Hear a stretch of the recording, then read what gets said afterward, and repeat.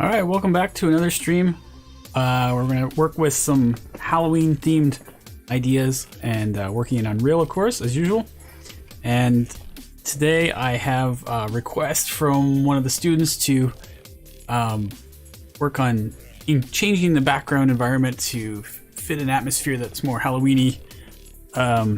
And we have in our backdrop now, as of last week, we've set up some different types of, you know, I don't know how you call it, and like animations. Like, it's really boring.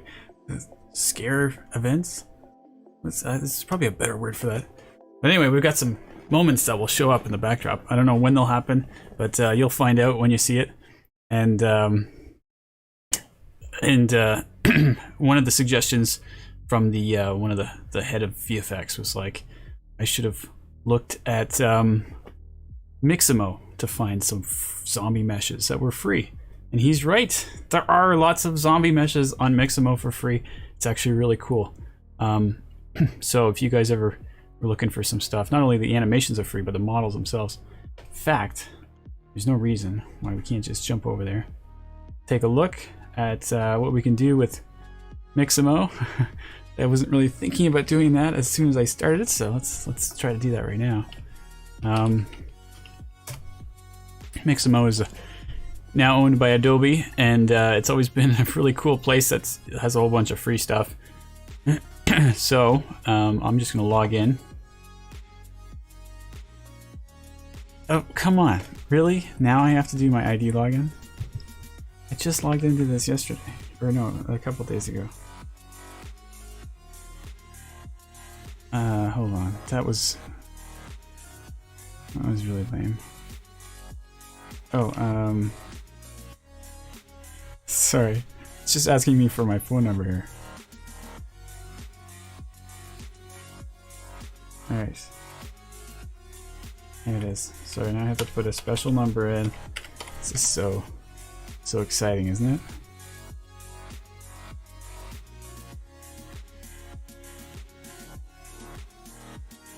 Okay.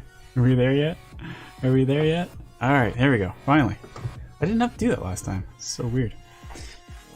Okay, so here we are. This is the zombie that I used, in fact. So maybe it's just happened while I was looking down at my phone. I didn't even notice. Basically, there's these random events that I have set up in OBS that will happen in the backdrop. And there's 3 of them, but one of them uses this character here. It's free mesh. And when you search for zombie in your animation section, you can see there's a character section, animation section. They have lots of cool zombie movements, and so lots of fun things to play with and try out. And these animations, conveniently enough, are all very much Unreal Engine compatible, any kind of game engine compatible. They're all using just a simple skeleton bone chain, and great for importing into game engines and such. Oh, there was one. I missed it. Anyways, so they it's kind of fun. There's lots of good free characters and free animations to work with. That was all I had to say. Oh, I guess I can talk more about it because we have to bring it into our game engine and we have to take a look at it. So I set up a couple more past what we did from the last week's session, where we were just looking at trying to get this skeleton character that I had got for free from the Epic store or marketplace. And then so after that meeting, or after that stream, I went ahead and added a couple more because I got that cool tip about going to Mixamo for meshes. And I put it in. So today what we're going to try to do is add oh, look, we got some people. Rushback. Hey, what's up? There we go. I had the wrong screen on here. And this time is killing me. This time is killing me. Oh, the time. The time of day? Oh, jeez. Sorry. Creepy model from Trees 2. Oh yeah, this is our models here. Sorry, I'm already falling behind in my chat here. Rushback says, so tired, been up since 4 a.m. Oh man, that's kind of how I'm feeling today, actually. I had a long day on Tuesday, and then I had a busy day on Wednesday, and I'm still trying to catch up to my tiredness as well. But I think after this stream I should be doing okay, hopefully. It's been a busy couple weeks, that's for sure, and I'm looking forward to getting some rest. 20 hours, holy cow. Yeah. Man, if you can make it to the end of the stream, I don't know, I shouldn't congratulate you. Just be like, I'm so sorry. Sorry for keeping you up. Anyways, thank you for showing up. I appreciate that you're here. Today should be kind of fun. We're gonna try to do something that, oh, here's the, jeez. Oh no, wait, I'm supposed to go like this. This is the guy we did from the last stream. He's the, skeleton guy. Except for my whole screen is mirrored, so I can't even react properly.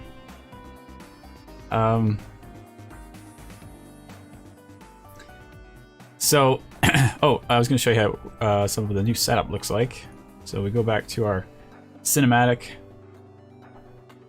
We have now a zombie crawl and a zombie getup. You missed last Rushback missed last week as I was knocked out cold. Okay.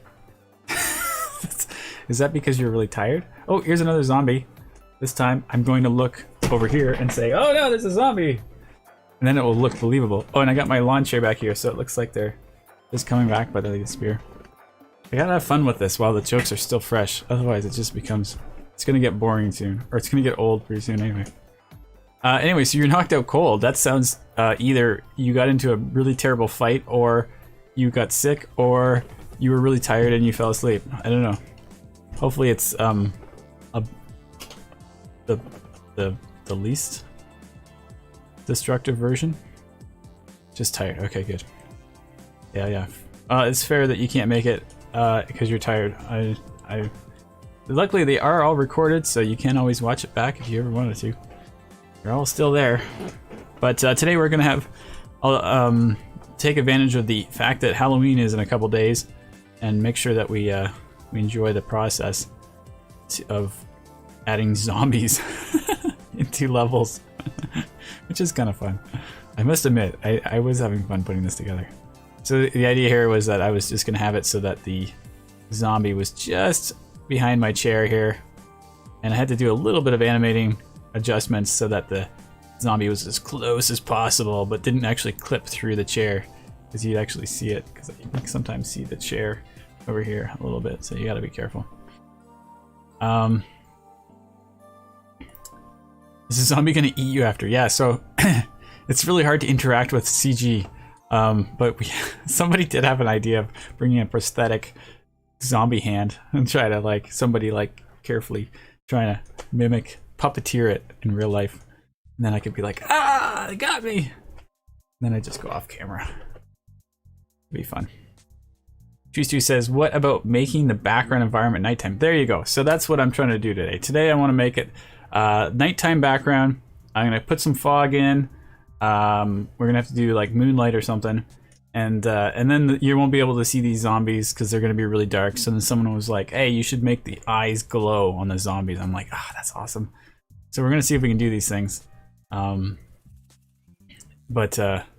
We'll see how far we get. I'm pretty confident the fog will come in. Well, nighttime will work. That stuff should be good.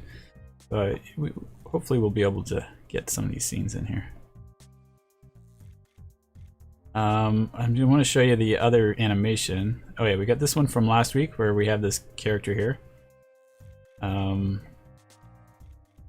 then in the same sort of context was the zombie crawl sequence where we're zoomed in like crazy here because I was fixing a problem. Oh yeah, that was something I forgot about. There's our zombie crawl, which is actually a very cool zombie crawl. Comes up from behind the bushes back here. So, and fits well in the environment too, I find. Has kind of that consistency with the environment. It's a little low res, but works well. What was I gonna say to that though? Oh, there's a problem where the animation is provided is a a root motion animation. So the pivot for the character is staying in one spot, and the character mesh itself is moving, so you can see here. And so every time we do a loop on our cycle, we have to carefully move that pivot point to a new location and then hold it there until the next one. And it requires this fancy little dance move to make it work. But between those two frames, the render, when I do a render, it gets blurred. It's a bad frame. So I then have to go back. Whoop, whoop, there's somebody behind me. I had to go back and actually delete those frames from my render, because back here is just a render. I don't actually have a real-time environment, so just so that I don't get this slight glitch inside of the frame. Although the glitch does kind of look creepy, so it works on a different way, on a different level. But something to be interested, or something interesting to know about when you're doing these. There is also very interesting toggles you can use for disabling motion blur, or disabling or changing some of the anti-aliasing and things for your renders. And I was reading through some of the blogs about, or channels about people's advice for good setting changes to get the best results in real-time renders from Unreal, because it's not really intended for renders, it's intended for real-time, so you get different visual glitches that you don't really understand or appreciate until you've really put it into a render. Like, for example, the flickering that's happening right here. In fact, that flickering was a problem for me before too. I don't really know exactly where that's coming from. But anyway, it managed to not come in through my render, so that worked out. So, I guess at this point, we can just start changing up the background. Why not, right? I'm not really sure how this is gonna go because I have not created this environment. So there is some good questions about, like, what are they using for the sun? They definitely have a light source here. Oh no, it's not nearby at all. So if I just try rotating that, let's see what kind of. It does seem like we're getting real-time sunlight. So I was thinking maybe because of the moonlight effect, we might need to change the direction a bit so that we can illuminate some of these pieces a little differently. It was a thought anyway. And I could, I'm just gonna change this light to be blue. I wonder if I should, like, preserve. I guess if I ever got everything on Perforce, I can always come back to the previous state without having to worry about destroying anything. So we can do like a blue light, and then our skylight is capturing the world in a different way. So you're probably gonna have to rebake it. Well, maybe not rebake it, because I don't know if this is actually a movable light, so there's no baking process in these light system, which is great. And oh, Chewy says, oh no, flip over some chairs. Hey, that's a good idea too. Just get some chairs to be a little bit less organized and set up. Happy Spooktember, says Sean. Nice. Yes, happy Spooktember. Oh look, all the chairs are the same object. Oh bugger, that's gonna be a problem. I'm gonna have to, like, import another chair.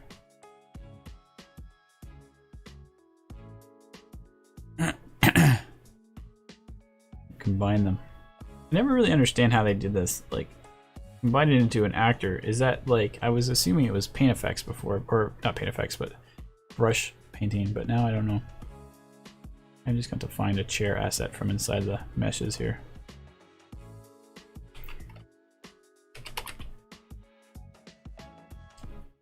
Oh, and they're colored very specially too.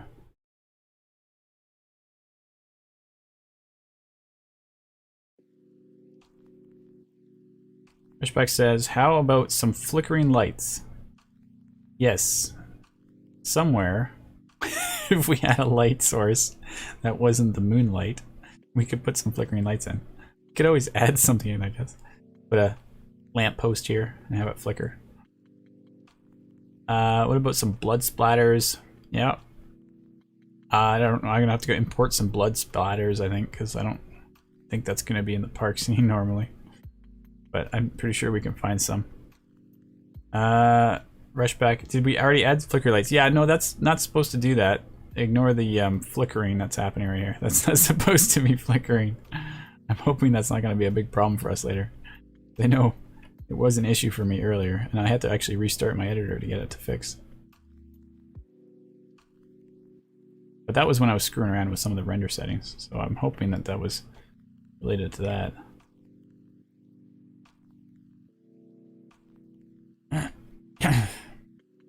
There was a situation where I hit end to really make that touch the ground better on my keyboard.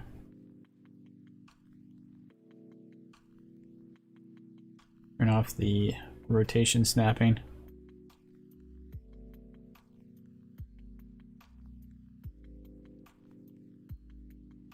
Probably the translation. Well, this is another point where you hit end. Oh no, it doesn't work now. So, never mind. Collision object is a little too big, I guess.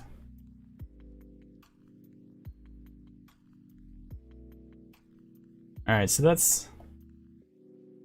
Oh wait, no, that doesn't make sense at all.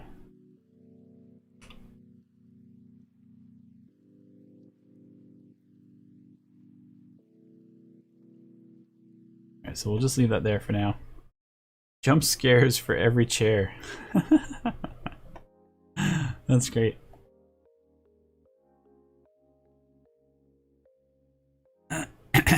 It's a jump scare for the chair. Here's the chair plastic. It's oh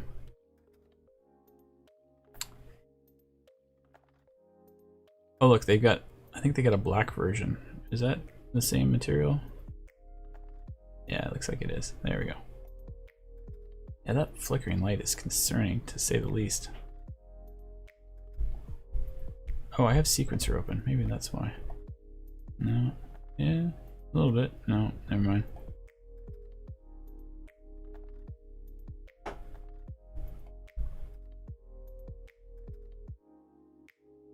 Alright, so let's get back to the lighting. The light intensity definitely has to be reduced. Although if we're looking at like old school movies, they just use sunlight and then put a blue filter on it.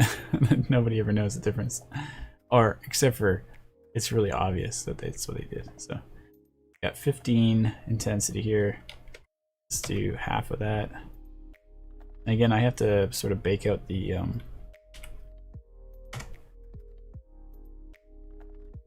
I have to redo the skylight to get this to affect the world better.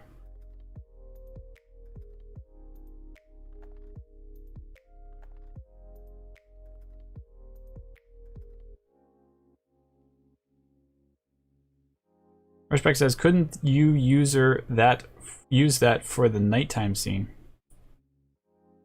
I am trying to do the nighttime scene. I'm not sure what that meant. What was I doing? Oh, you mean the flickering? Yeah. Brilliant. We'll just use this all flickering stuff as being Halloween style. Line levels are hidden. What?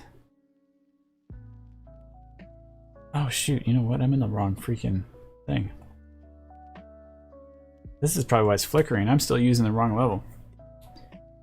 And now I'm building textures. Okay, stop that. We gotta go back and make some changes here.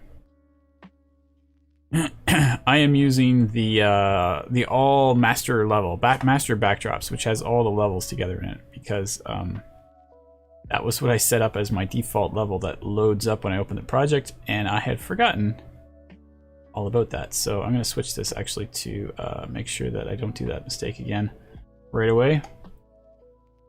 So I'm going to switch this to showcase level for city park maps, which is the one I actually want to do. And then we're going to open that level as well. That just changes it so that when I open the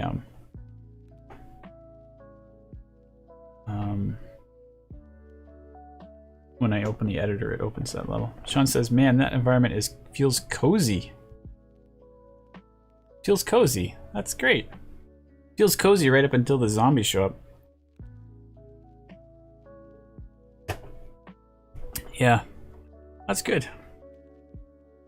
Of course, if it feels cozy and I'm not supposed to be making it feel cozy, kind of failed. It's like, no, it's supposed to be creepy. See, I lost my lawn chair. It's saved into the persistent level of the master level. It's just like, ah. At least the sun changed. So obviously the sun source was in from this level. And we're still getting the flickering, so boo to that. That does not help. Alright, I'm gonna try that rebuilding again. Just to see, well, hopefully it fixes the flickering, but curious to know how long it takes, because it might actually take a long time. It might not take a long time. Oh, yeah, like it's all finished now.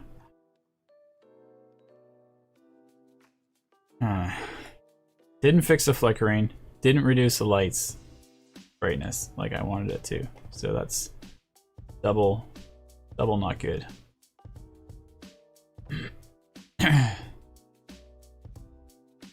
Sky Sphere blueprint. Okay. So if it's using the Sky Sphere blueprint, the weird thing that you can do with that is if you switch the lights so that it faces the other way, and you refresh your Sky Sphere blueprint, however you do that, either by building or you're supposed to just click this checkbox and it updates, but I'm not sure if that'll work here. Alright, never mind. That is not at all doing what it's supposed to do. We got point lights in here. Dark square.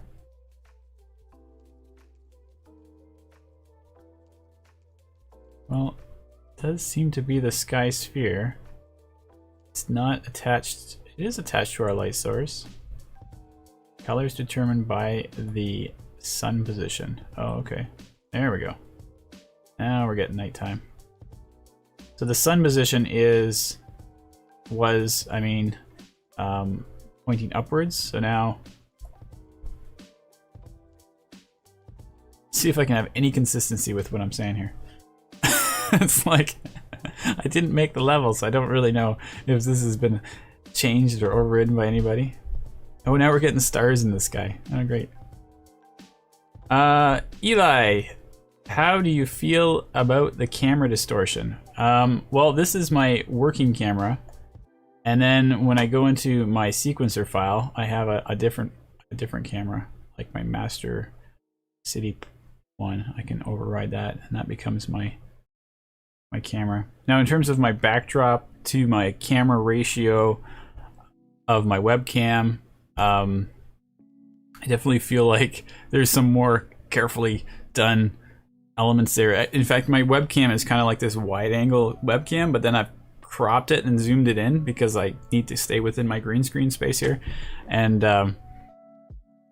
so in a way that almost works because this camera shot here is a bit of a telephoto shot, so it's cropped in as well.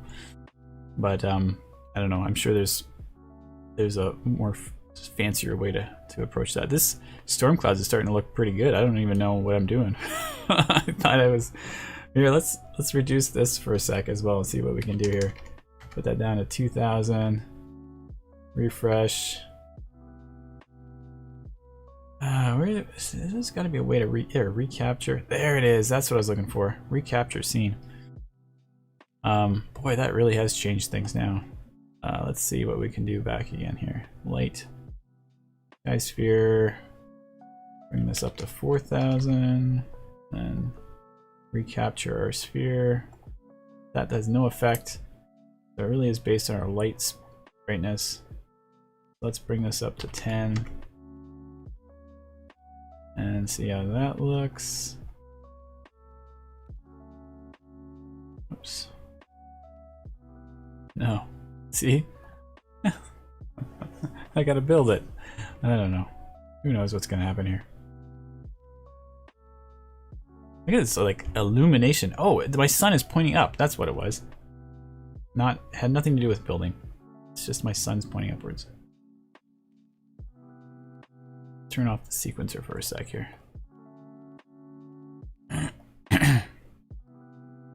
There we go. Now we're getting the sun back again. Now, I don't know how I'm going to do this. It's supposed to be the moonlight, so... as soon as I do that, and I do my skylight recapture, it's probably going to be... Oh yeah, we get the blue light in there. Let's put this back again. Sorry, I'm jumping all over the place here.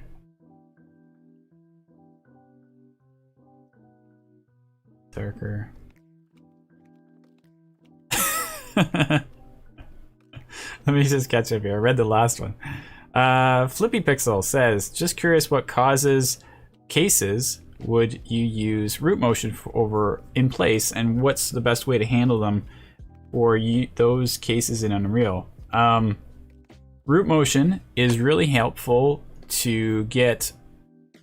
so a root motion will also move the character's collision capsule. So if you have an attack that is very complex in terms of they're taking a step forward and they're moving, and you want them to change their position at the end of the animation, so the next animation plays from where they left off, the easiest way to do that is with root motion, because it's just going to listen to your animation to determine where you finished off and then start your next animation from that point.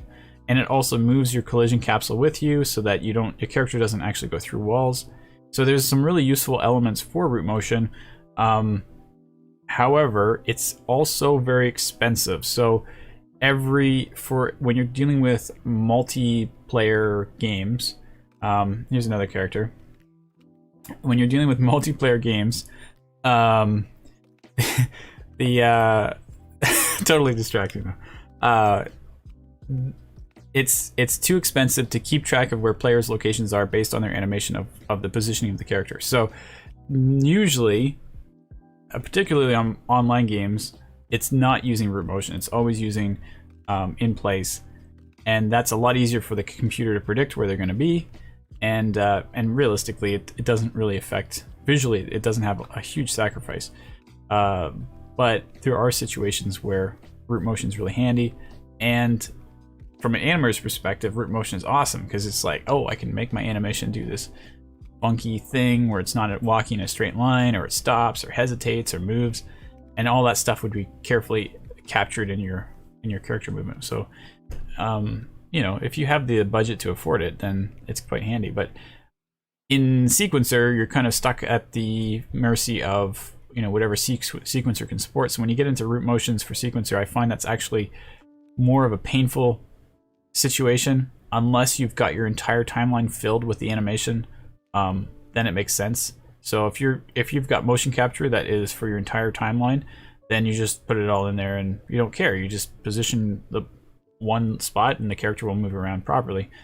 In my case, where I'm trying to get the cycle to start and then stop and start and then move and then do it again and get it to move in the right spot, it's really a pain. And, you know, if you're doing in-game animations, it would be done automatically, but for me, I have to do it manually.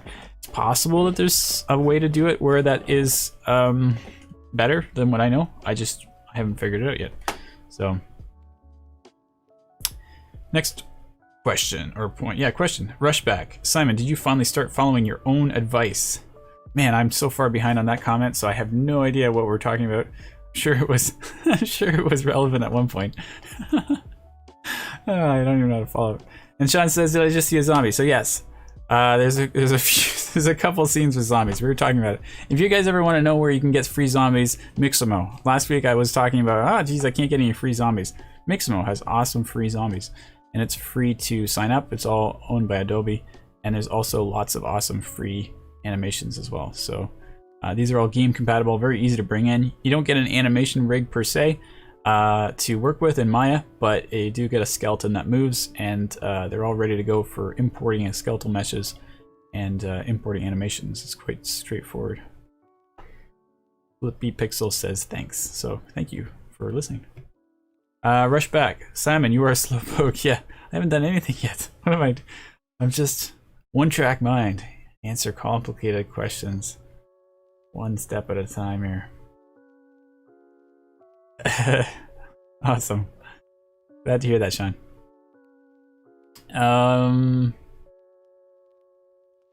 So we got sort of a moonlight scene here. We still have to put in some cool fog, which we do have a bit of atmosphere fog already set up here, which is good. I was trying to make sure that my capture is fairly accurate to the lighting level. And my sky sphere, I don't know if there's anything I can do here. Reduce this again. Ooh, I made it really bright, so that's not good.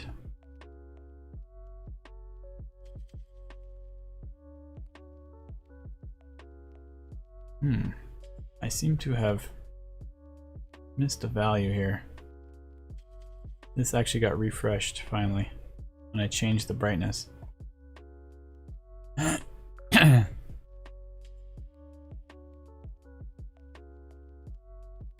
It was looking so much better a minute ago.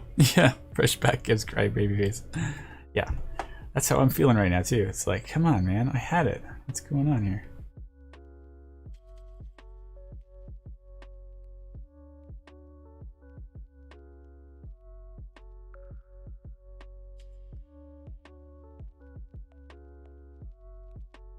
Okay.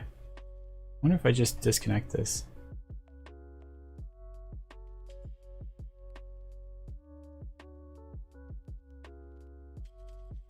Do a refresh on our skylight, recapture. Ah, it's gone brighter again.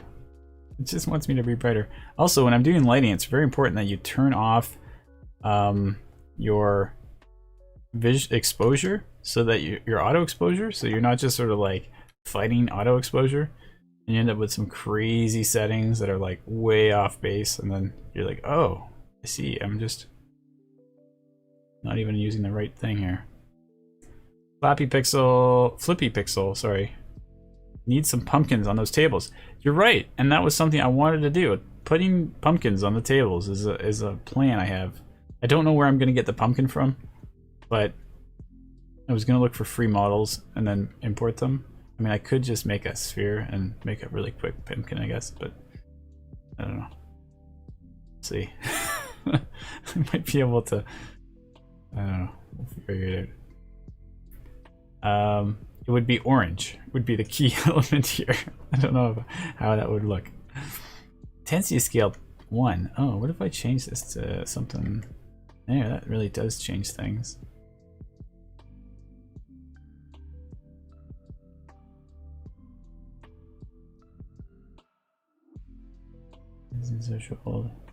Q map resolution.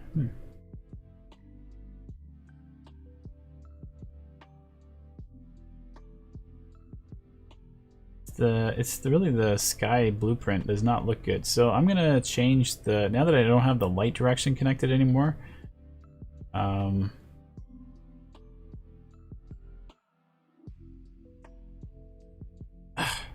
on, where's the option to? Oh, maybe it's right here.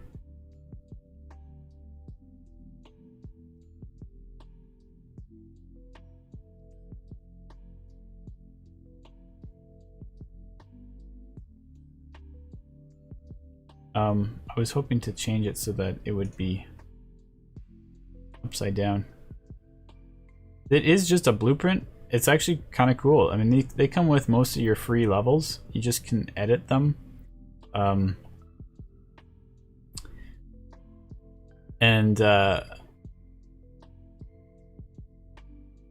mean, it's a little bit complicated when you get into it, but we should be able to see that sun direction comes from, you know, if you linked it to the object. It's basically just no different than a normal blueprint, which is great. And also, I've seen people like set it up that allows you to do time of day, so it'll keep refreshing and go around as if it was daytime, nighttime. It's not that hard to put it in here. Well, to be honest, I never did it, but it seems pretty easy to put in here because you just have to add a rotation and timer. Although I'm sure there's probably some other elements that are complicated. Like the fact that I keep trying to refresh it doesn't do anything. I feel like something may not be functioning as well as it did back in the day when because they had this around since like the first iteration of Unreal. It was first iteration of Unreal 4. But I think they've modified it a little bit since then. Anyways, it doesn't help me, unfortunately. I'm going to instead choose a different light source. We're going to do a little fakery here, where we duplicate light, and we're going to use that as our source. I'm going to make it a 0 light, so there's no power from it. And I'm going to rename it sky direction, just for fun. And we go to our sky sphere, and we're going to use that as our light source, so that it's going to be looking upwards is the plan. So it'll look like it's nighttime. It's my hack. Hopefully it works. We're dealing with all these other issues of like, how do you get it to refresh again? It's the common issue. It's just topical node system. Typical. Oh, typical node system. That may have been a joke, but it's true though. It totally is. It's just the way it is.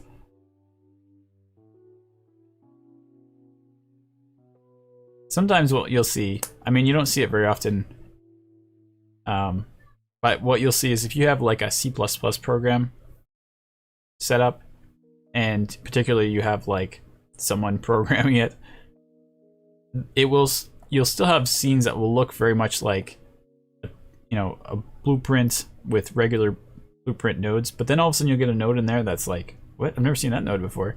And it's a custom written blueprint node that's written in C++ and then brought in there as a node. So then you can just work with that node, but it's a node that you wouldn't normally get out from Unreal. So it can be a little deceiving sometimes when you're like, oh, it's just a simple blueprint, and then you're like, wait a minute, what does this thing do? And then there's not really, unless you have Visual Studio and open it up, you don't really know what the heck's going on the inside. Rushback says, Simon, do you know what happened to the concept art stream? It's still going.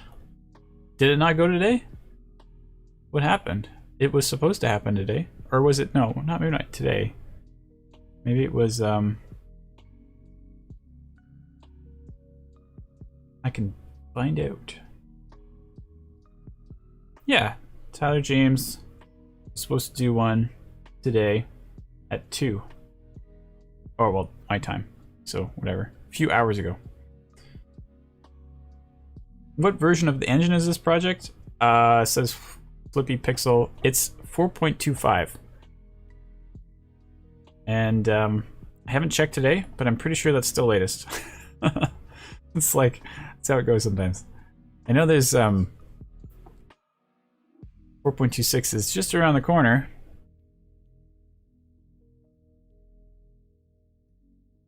They have a 4.26 preview 5 out.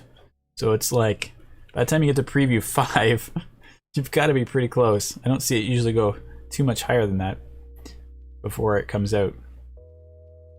But yeah, I'm on 4.253 right now. Didn't happen. The stream didn't happen today. That's too bad. Yeah, I don't know. They actually have 2 concept streams a week. And then they have an illustration stream too. So like, they've got that loaded. But to be fair, it's one of our biggest departments of the school, so there's plenty of people to appreciate it. It's also really, it's possible he just got sick. I don't know what's going on with him. All right, so we've got a bit more of a nighttime scene again. We've even got our, so I did bake it, and it seems like by baking it, or sorry, building it, it seems like it got some of the elements working again. Let me just do this recapture again one more time. So I don't get any surprises here. Oh, it got darker. Ooh, even better. And that I could probably beef up if I increase the intensity again. Or not. So confusing. Sun brightness? Maybe I can bring this up. 2000.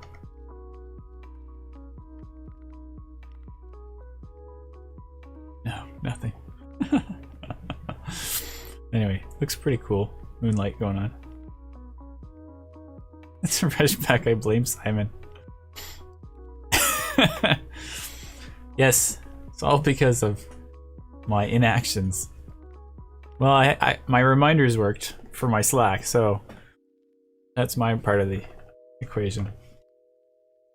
Not that the reminders really matter to anyone else, but for me, it's like, oh, good. At least my Slack reminders are kicking it.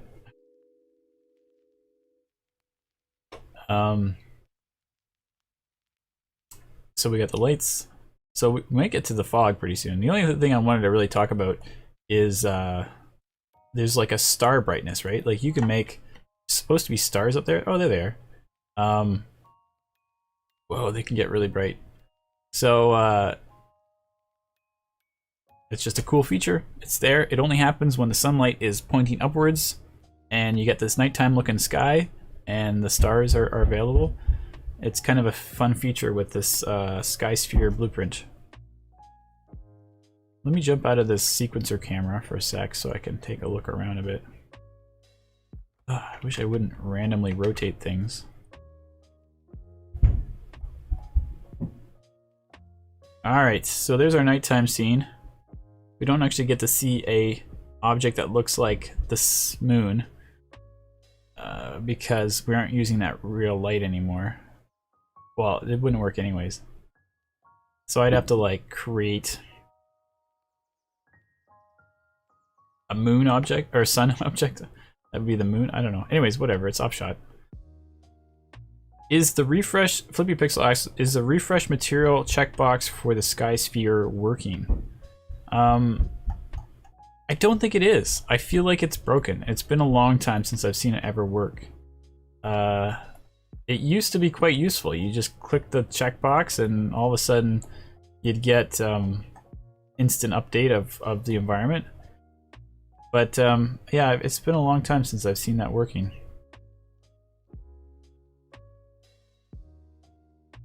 There we were. Yeah, I mean, I could be wrong. It's possible that I just don't understand what's happening. But you're supposed to just click it like that and it triggers the refresh.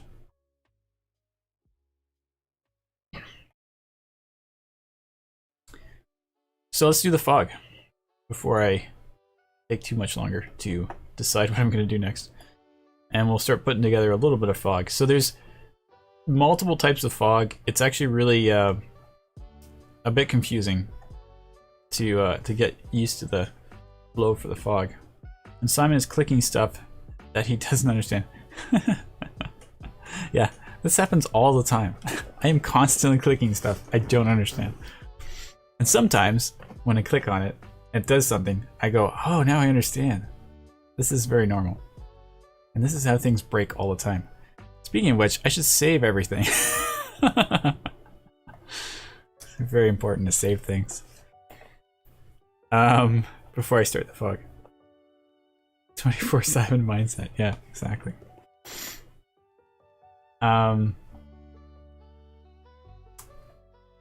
Fog. Oh yeah, so there's multiple types of fog. One of them is for like long distance horizon fog. One of them is for the old school way that we used to do fog, which is still fairly relevant. So we have sky, atmosphere, exponential height fog.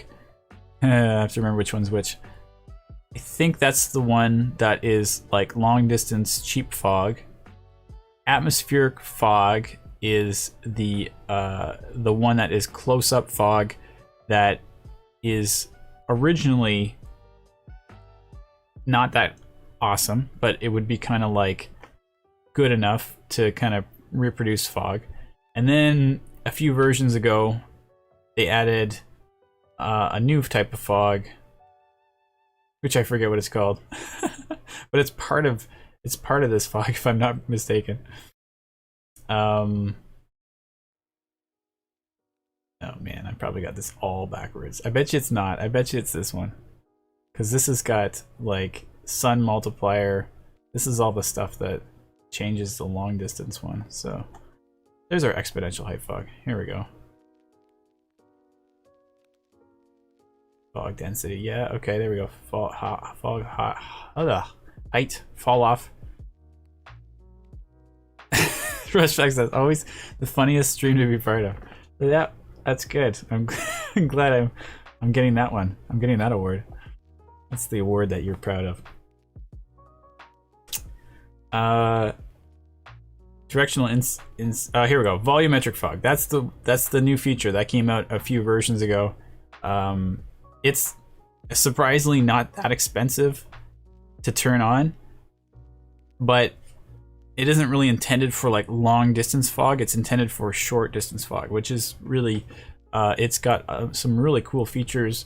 It's the cool fog that has like shadow fog and does like all kinds of neat things, and amazingly is not as expensive as you would expect. So when you turn on volumetric fog, it'll affect your foreground stuff, and then as you go further away, there's a certain distance, I think it's view distance, where it'll transition from volumetric fog back to its original exponential height fog. So it kind of does a nice best of both worlds thing. You're doing good with the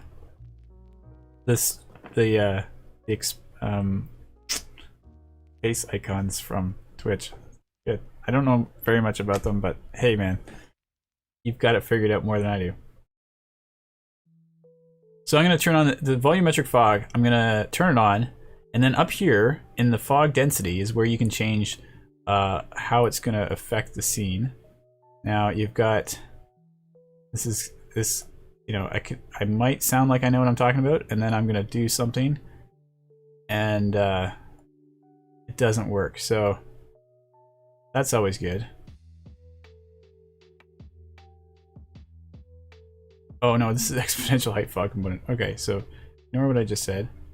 Where's the setting I'm looking for here?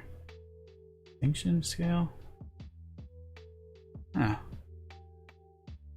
That's how it worked.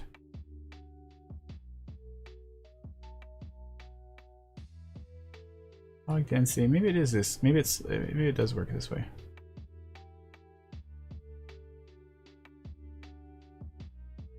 We just need to add more extinction scale. So I increased the extinction scale, and maybe the scattering distribution has effect here as well. Like we're really going from like faking fog to this is supposed to be representing fog in a way that is you know, fairly accurate technically, like how molecules in the air affect your light source. Okay, Gavin, my head is a bit foggy. Now, is that because I'm doing a terrible job of explaining fog? Or is it because you're a little under the weather? Smokescreen, yeah. I'm not really totally impressed with my fog yet. Like, it kind of looks cool. I mean, it's working. But you can get it to be really, really, like, concentrated, and I have not managed to successfully do that yet, so I'm a little bit concerned I haven't got the right fog working yet. I'm really like cranking these values and they're not doing anything. Let me just check my world settings. So in your world settings there's a light mass settings where you have a bunch of values here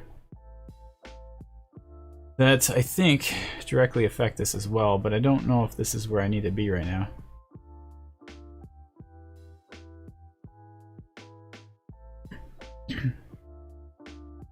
Kevin says, keep it up. Okay. All right, good. It's funny because the whole fog part is in my course that I teach, so I should know this. Like, I went over it carefully, and I should know it, but as you can tell, it gets a bit confusing. And I don't know why I'm having. I think it also directly affects by how much light you have in your scene. So, like, if let's bring in a point light right now, and see what happens here, because sometimes the light will really amplify the fog. I'm back to details again. There we go. Now I'm starting to see the effect from the scattering intensity, indirect lighting intensity.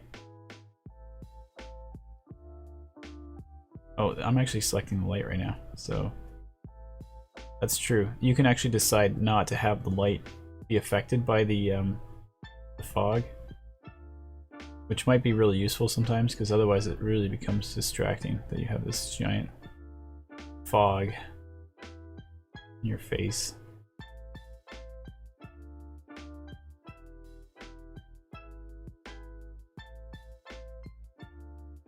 Possible that our light source does not have any effect for fog.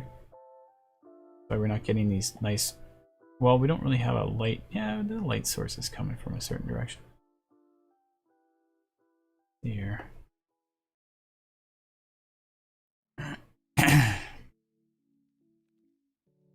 Evan says the leaves are making it look like a bushfire. You mean the yellow leaves? The fact that they're sparkling? Or no, the leaves in the trees maybe, yeah. Especially with all the smoke now. Flippy Pixel says, anyone else see that? Wonder what you're talking about. That's our Halloween theme. Rushback says, see what? Oh yeah, so we're asking Flippy Pixel what it is. Flippy Pixel says, flicky light in the plant. Yes, right. What is up with that, eh? I actually don't know the answer to that. I'm gonna say fireflies. It's the only honest, realistic solution there. There's got to be like a really high spec level on that particular material, and it's catching a sharp sunlight. I could get into the textures for it, but I'm gonna leave that for a bit because I want to see if that's actually a thing. Does it? I don't even know if it happens in my backdrop. Well, can't really tell. It's too small. It is definitely sparkly though. I agree.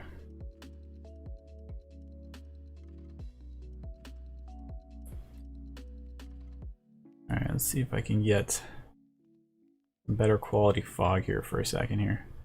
It's not looking too bad. I mean, it's not that bad. It's just kind of wanted to demonstrate how it can do like shadow fog and stuff.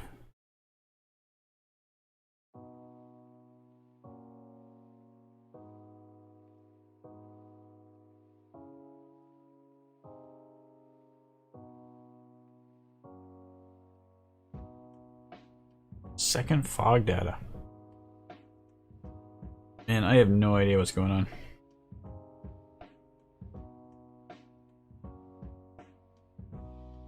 Just don't feel like that's the right fog. That's like the I feel like it's the other fog type.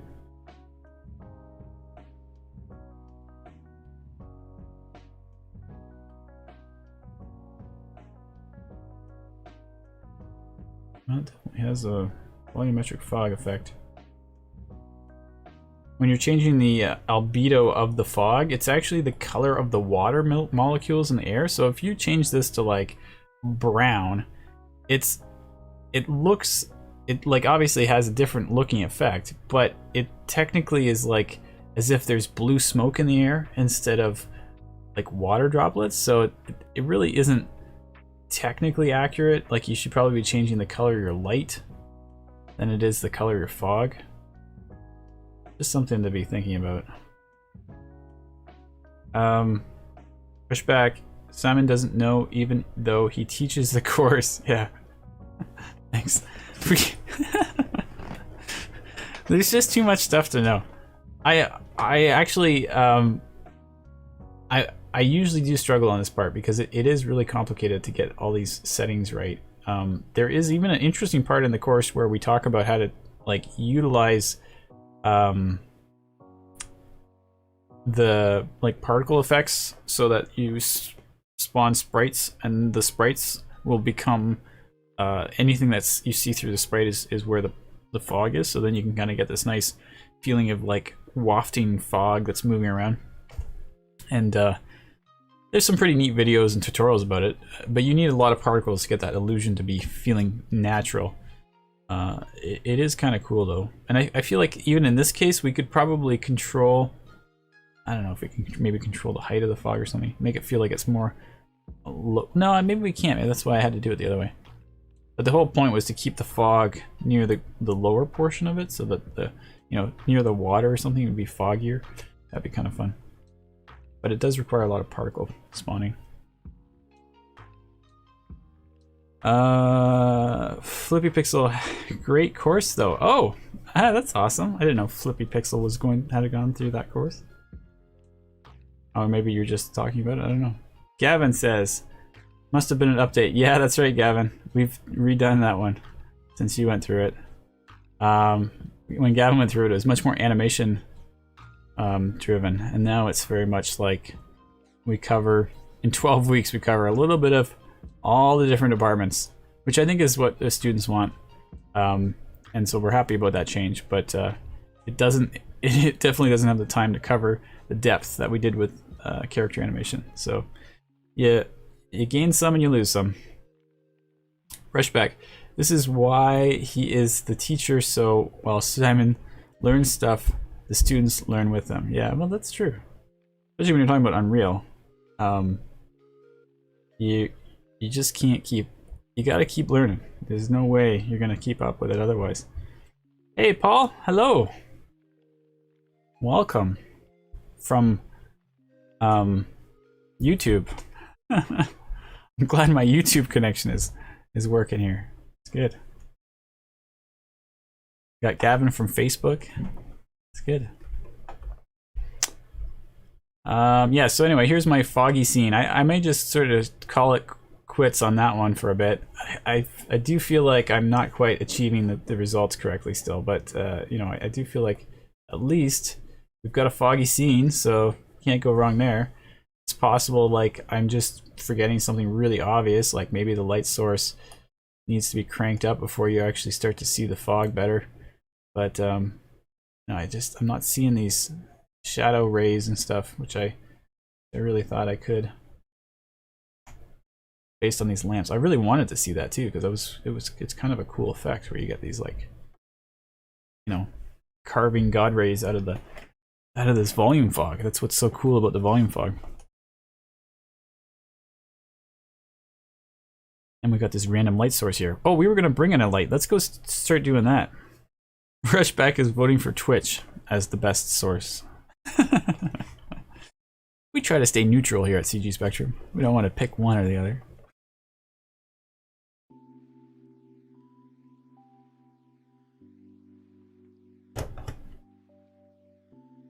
Oh, there we go. Gavin has switched over to Gash. I think Gavin... Oh, sorry, I ruined the whole joke. I think Gavin is an imposter. I am the real Gavin. There you go. Oh no. Now Gash and Gavin are fighting. Oh, so awkward with this fight in the middle of my Twitch stream here. I mean oh shoot, I just said Twitch stream. In my stream. I'm not picking sides. Jeez. What a great time to make that mistake. Okay, we're gonna put some lamps in here. I think we got lots of different assets that look like lamps in this particular level, so I shouldn't have too much trouble finding some in here.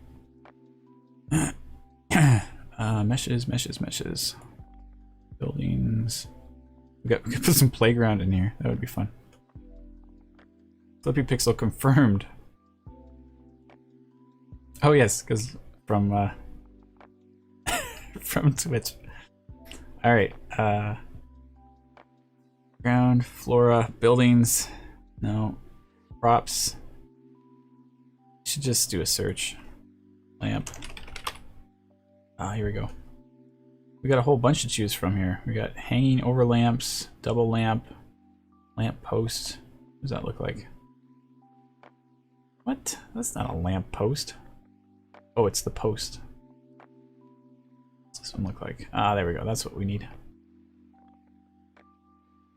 Alright, so we have the lamp. Now this is the common problem when you're dealing with lamps, is that you actually want to kind of save yourself the trouble of having a lamp and then a light and then another, you know, all this setup. You can just convert them into blueprints and saves you a lot of trouble. It's possible that some of these are already in blueprints. I'm going to double check. No, oh no, those are O's. Those are R's. Alright, we're going to jump back here again and make another. Here it is, this lamp. So I'm going to turn this lamp into a blueprint. I'll just right click on it. Create blueprint using the lamp. I'm going to put that into blueprints, I guess. We'll call it BP. So the point is, I'm going to make one blueprint that has the mesh. It's going to have a light.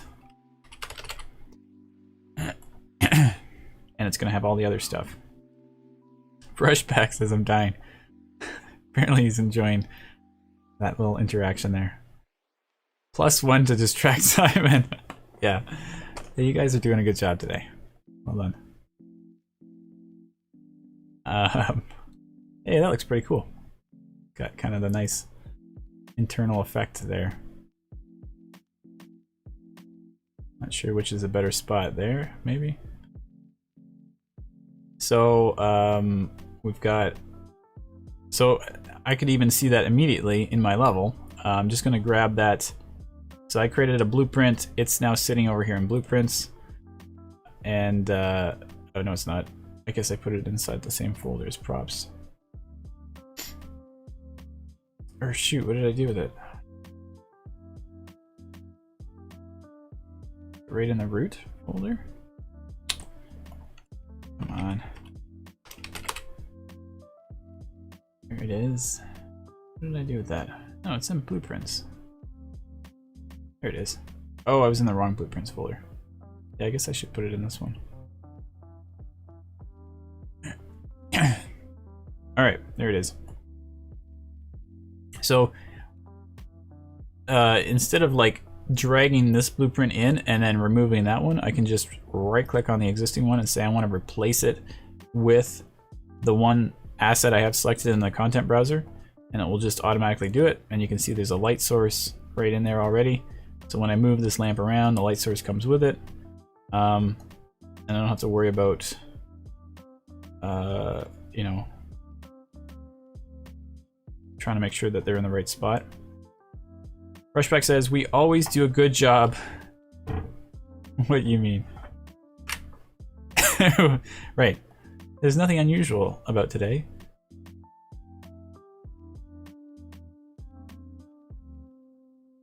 I think that's in the center, so what's the deal? How come that looks like it's offset? That doesn't seem right. We got this weird... Oh, maybe it's because this... No? Why does that not look like it's in the center there? I don't know. It's kind of annoying. So anyway, we'll crank the light up to... Wow, it's already set to a really high number here.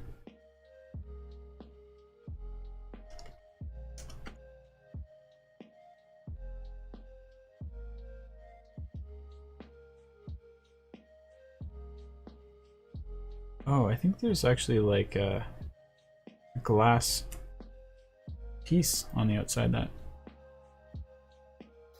What happens if we turn off cast shadows from here?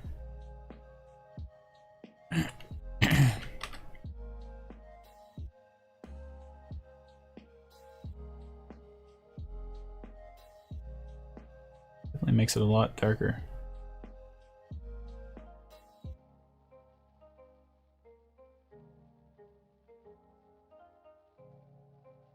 Okay, I might just leave it off then.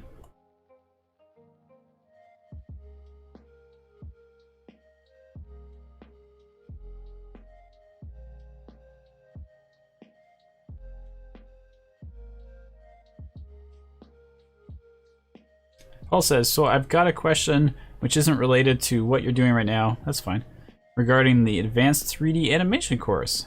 Will I have a chance of having the same mentor? Or will I have a different mentor? That depends on which mentor it is. If it's Mark, then you might have good odds. Actually, we have lots of animation mentors, so I don't know. It might be not as likely anymore. Rushback says, Simon, if I don't type anymore, it's because I've fallen asleep. That's fine, Rushback. I appreciate already that you've been awake and here for the half of our stream. Paul says, I'm fine with either, just wondering. Flippy Pixel says, yellow lamp light might look nice against the blue moonlight. And there you go, that's good. I will take that advice. And Paul says, Abdel, oh, is your mentor. Abdel? I'm not sure even how to say that properly. Hopefully I said it right. So we have like a good pile of animation mentors. A lot of the recent ones are from like Pixar and stuff. We have like really good ones, but they are also working full time, so they can't really take on a lot of mentors. So I mean, a lot of students, but it's very possible if it's going well that you would just continue taking the same mentor. I'm not really sure what the decision is. That's really kind of Mark Pullyblank's call, I guess, for how to, whether having the experience of multiple mentors is always beneficial. I would definitely encourage that, but at the same time, you know, relationship with a mentor, if it's going well, sounds awesome. So it depends on, I'm sure if you wanted to have a different mentor when you switch to advanced modeling or animation, then you could make that work. That would probably be possible. Sean says, now the real question is, will we have a pumpkin? Yeah, I guess we kind of got our next stage here. Paul says, of course, so that's good.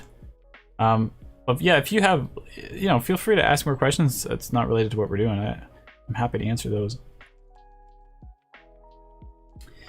We are definitely in a state where there is a lot of questions, especially this month, or for November, I mean, because we've just switched into this new course curriculum structure and all this stuff. So lots of changes, but not really changes, but things that we're making students concerned that we've kind of got resolved now. Well, I think we've got resolved. We have a good resolution for any student that is enrolled before, where they get the whole term for free. That's about the best case scenario, really. I don't think it gets much better than that. And that was just because of because, you know, we want to make sure everybody's happy, and then the course itself is actually like, there's really nothing wrong with it. Just you do have to take an extra term. That's the big change. We went from 2 terms in the beginning for the intro, and then 3 terms for the advanced. Now it's 3 terms for the intro and 3 terms for the advanced, because we've added this portfolio term so that everyone can make sure the demo reels are ready to roll. Because we were always kind of having a problem where they weren't ready enough to, you know, they were just getting out the door and they're like, we haven't actually got anything ready for our portfolio yet. But anyway, for anybody who's previously enrolled, they get that now, that 2 term for the intro. That 3rd term is now free, so they get the 3 terms, and then there's 3 terms for the advanced, which is sweet for people that were enrolled before November. Okay, here we go. Now I've got the conversation going. Rushback says, next week I'll be starting modeling. All right, cool. So Rushback, you know the whole deal already if you're starting in November. Paul says, what big changes? Sean says, a whole term for free. Dang.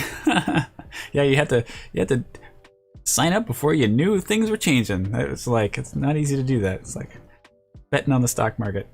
Paul says, oh, I heard about this. Do you have time to elaborate? I've only heard a little bit about this. Hopefully I've elaborated. Let me see what he says next. Paul says, I'm currently just about halfway through my intro to anim course. There you go. So you are exactly the right person that fits in that category. Paul says, oh, amazing. So does that mean I'll have another term? Yes. And very nice. So like, to be honest, it doesn't really make any difference for you, because it's literally the 3rd term that we're talking about now was originally the 1st term of your advanced course. And it sounds confusing, but it's like we've just taken that course, shifted it into the intro one, and then added an extra one at the end for our portfolio. So, you know, whichever way you look at it, you're getting an extra 12 weeks with a mentor. And you could say it's just you got the free portfolio term, actually, really, which is sweet. Okay, what was I doing? Making it yellow. Did I do it? Very good job there. Yeah, it's starting to look a little yellowy. Sure that's right. Well, yeah, it's definitely getting yellower now. The sunlight must be really strong. Maybe I'll pull back the sun a bit. Put that down to 5. Also, it's very nice. Will it show up as term 3? Yes. Yes. I have to remember how we did this again. So we did it so that for people like you in that situation, you're in a 2-term course. We're going to give you, after this is done, there's going to be a 1-term course. Or no, I think you're going to be put into the well, I don't know. I think it's going to be like basically a 1-term course. And then you're going to go into the 3-term advanced course. Somehow, either we're going to put you already in the 3rd term or of the new curriculum, or you're just going to be in a single term. I think you're actually going to be in the 3rd term of the new curriculum. I think that's how we're going to do it. I don't know. I kind of know what I'm talking about because this is the problem that we have to solve with our scripts and stuff. But at the same time, I don't remember if that's what we came up with or not. Paul says, like, I mean, in the canvas, when you select which modules, oh, okay, you're on in with the work per week, will there be an entirely new set of modules? That is a really good question. And I don't know how to answer that one because we did re-record all of the animation stuff. So, but then I also heard that you guys will be getting the original content still because that's what we originally signed you up for. But so I'm not sure. I'm not sure what the deal is there because I think the reason why you're getting the original stuff is because you're going to be jumping. You're going to be jumping at a different pace. Like we recorded it, so it's possible that it won't just slot in really conveniently. Because really, term 3 for your intro is just basically term 1 of advanced. So you would just be rolling right into advanced. So I don't know. I don't know the right answer, but you know, we're definitely going to make sure that you're happy. So whatever it is, you should be getting a good good content, and obviously mentors are really the true value of these weeks anyways. Very cool. Awesome. Okay, I'm gonna oh wait, I was gonna make the light brighter. Shoot.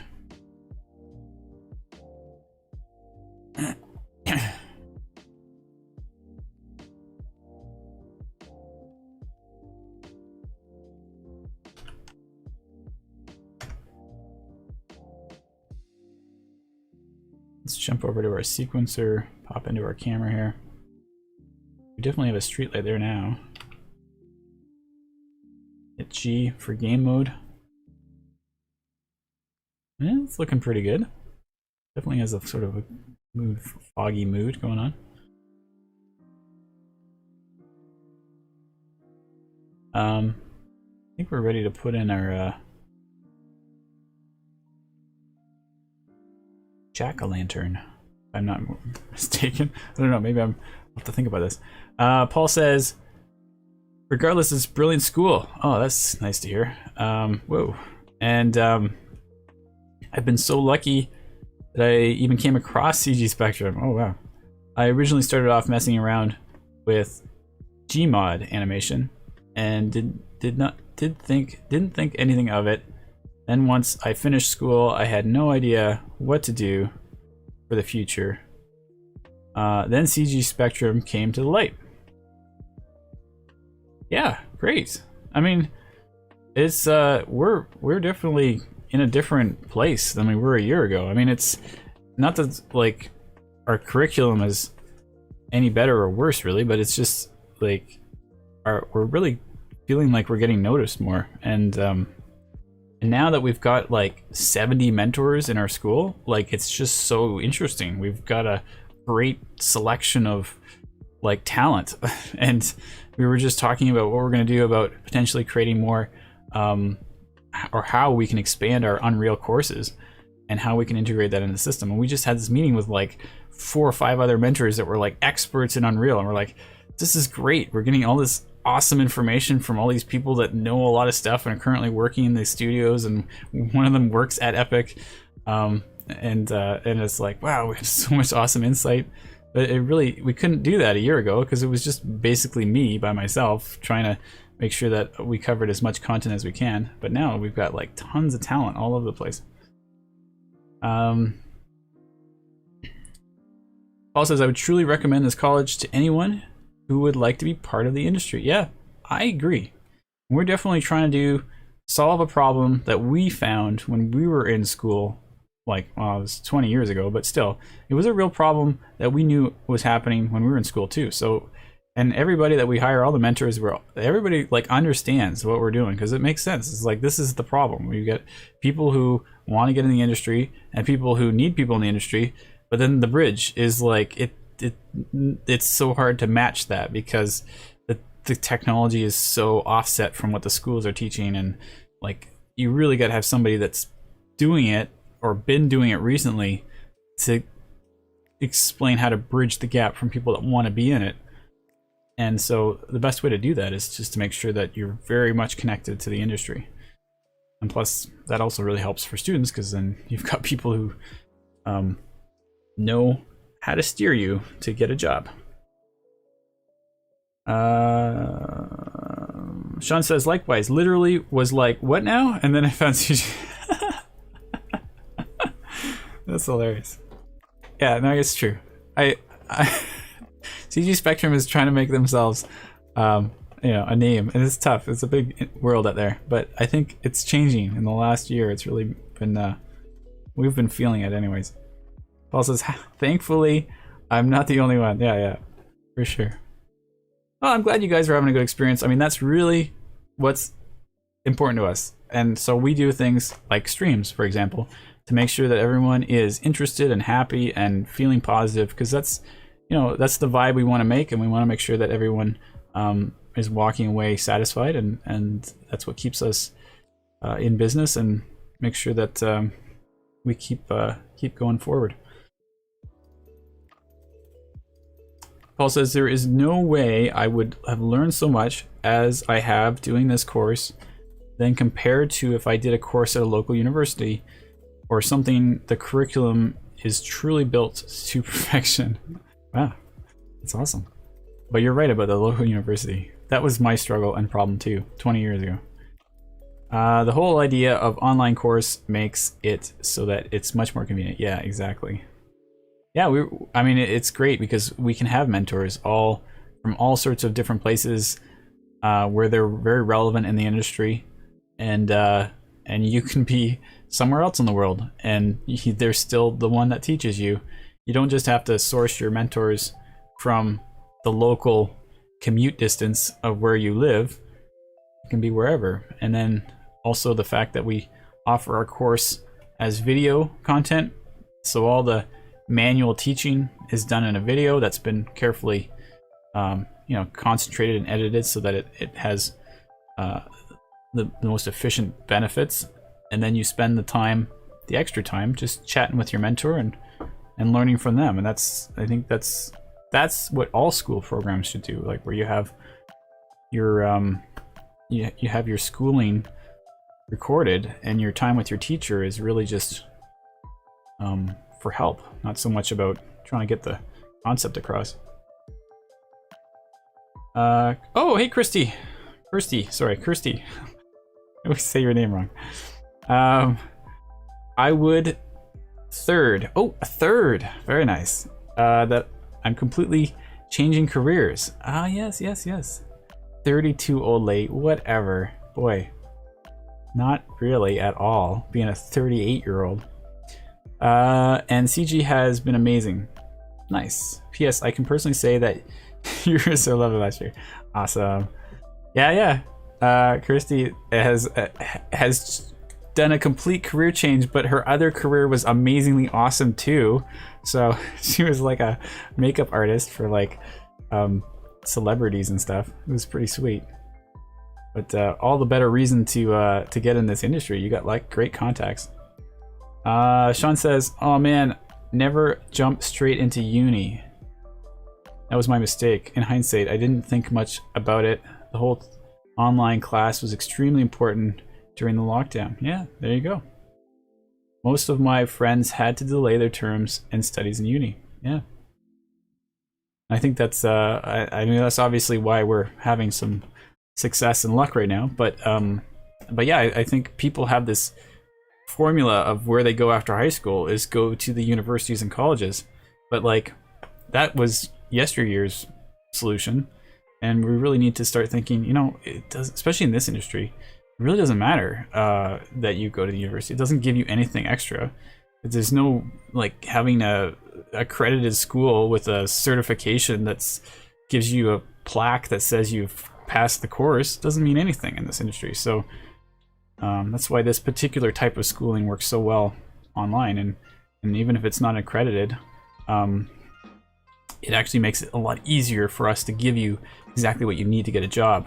And whenever we work with schools that are accredited, they have to jump through so many loopholes to actually be able to teach anything, that they're like way behind the actual curve of technology, because they got to go through tons of bureaucracy just to be able to get a curriculum together. And it's like, no, this is stupid. Just make sure you're teaching the students what they need to know to get a job. Paul says, does Mark teach classes, or does he just manage the community? Mark, I don't know if Mark teaches classes anymore. He's got like a huge number of mentors now. And animation is one of our bigger departments under modeling. But he probably still teaches. He's always been teaching the advanced animation, or maybe sometimes the intro animation. But like, that is changing as of recently, where in my role too, I used to be the only person handling sort of foundations and this Unreal stuff, and now we've got a team of 7, which is crazy when I think about it. So I'm spending a lot less time teaching, a lot more time managing people, and trying to figure out what we're gonna do to increase the quality of the content that we're giving everybody. Sean says, "Oh my goodness, that zombie gets me all the time." That's great. I'm so glad it's working. I've actually stopped noticing. Sometimes I see it over there and I'm like, oh geez, zombie again. But I'm glad it's working. Christy says, Mark still teaches. Oh yes, that's right. Christy is with Mark right now. Yeah, I did actually jump into one of our Q&As once for animation. Sean says, tell him to stay awesome. Yeah. Mark's awesome. He is a lot of fun. Definitely get some good jokes out of him. He has a good string of comedy that he can just keep pulling out, and I'm like, dude, that's hilarious. I have no idea how you do that. So should I look for some pumpkins? What am I gonna do now? There was one of the things I was just doing recently, was people were looking for like 3D models to do one of our course things, and I recently found out that there's like 3D printer models is like a thing nowadays, and you can get a whole bunch of free models just for printing purposes.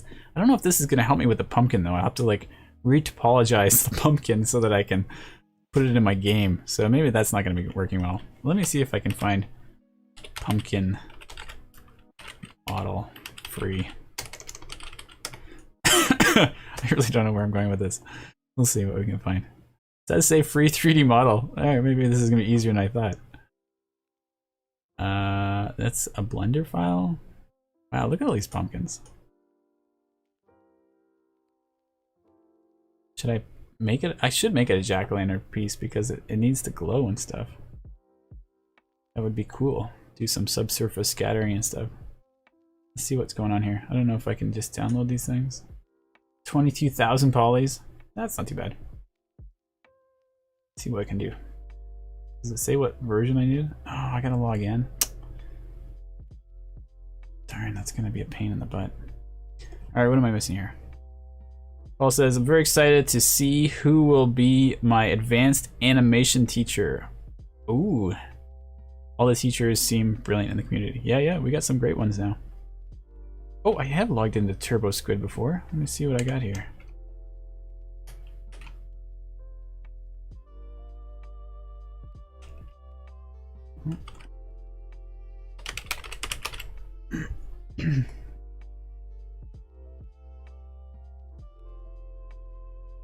Darn, it's not gonna work.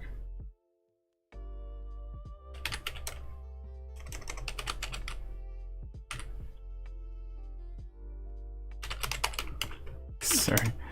Desperately trying to see if I can get this to work without having to create a new account.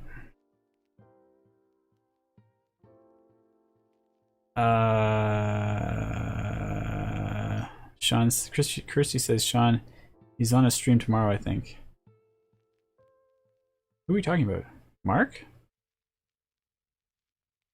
I don't know if Mark's doing streams yet. He keeps talking about it. Maybe he's starting this week. I don't know. Yeah, see, they were having the conversation. Sean says, he streams? That's new.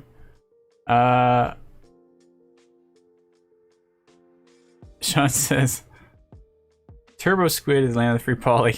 Yeah, free poly if you can log in properly. I'm gonna try to join in, I guess. See what I get here.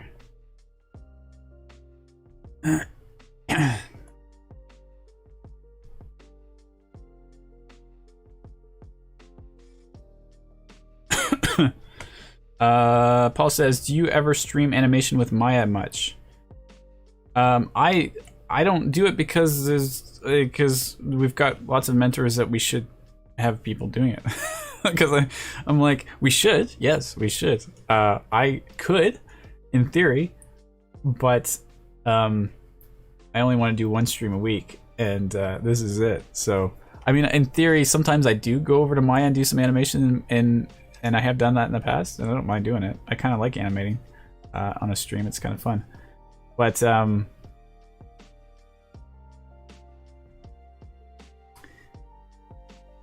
what was I going to say next? Oh, but we do have a time slot for animation mentoring, and it was supposed to be Mark, but Mark hasn't really had time to do it yet. So I'm not sure whether he's planning on starting that up soon or not. Oh, okay, there we go. Kirsty says, Jeremy mentioned it on Monday at 4 to 6 London time, which is whatever everybody else has. Actually, it's almost UTC, so that's pretty good. Might even be after time shift that happened. And so yeah, there you go. So maybe he's starting it this week. There, that's awesome. Very good. I didn't know he was doing that. And he'll be able to do like lots of animation stuff. The we were gonna get Rob to do some animation streams. He's one of our sorry, I keep trying to log into Turbo Squid. It's taking forever. Oh, look, I think I just got it. Oh, that's awesome.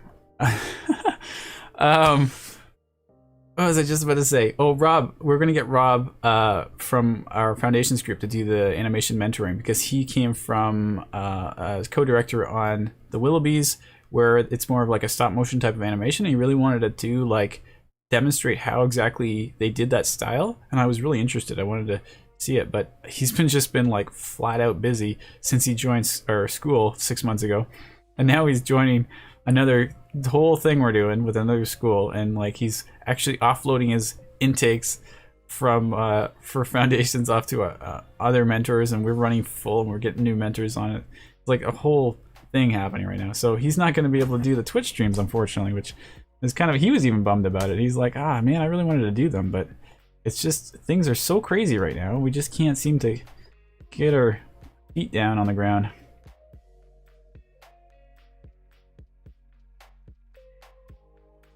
But it's pretty good that Mark's jumping in instead. Sean says, "Oh man, the dad jokes he's gonna make. Yeah, he's hilarious. I mean, I don't want to put the pressure on him, but he can be pretty entertaining."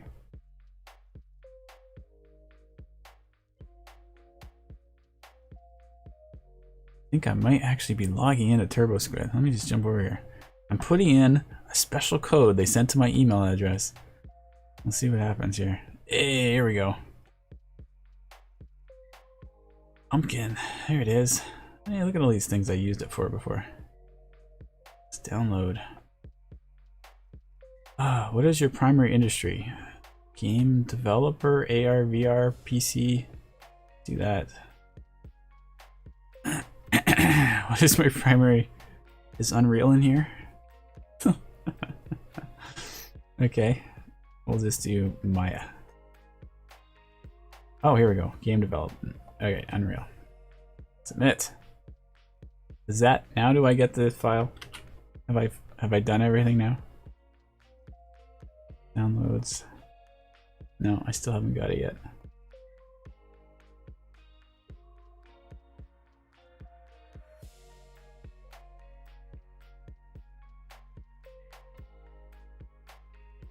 Sure hope I can get this. It's a Blender file. Oh man, that's totally gonna make my life hard. Why isn't it just an FBX? Ah, jeez. What are the odds I'll be able to import a Blender file into Maya? I've never used a Blender file in Maya before. This is a new one. I've got 25 minutes to get this figured out. So what's the, whoops, didn't finish the sentence. Did you guys ever consider using Discord instead of Slack? Wouldn't that be easier to do group calls, etc., says Paul. And that is a funny question. And I totally know what you're talking about, but you might be surprised to find out Slack also does calls. Inside of any of the channels, you can set up a call. That is something that you get with the paid feature of Slack, and we have a paid version of Slack, which is very cool because there's a lot of extra bonus features with Slack you get when it's a paid version. And then I can answer more of that question in a sec. Sean says, my primary 3D application is clearly Filmmaker. Source Filmmaker. Oh man, yeah. There you go. You know how it used to be.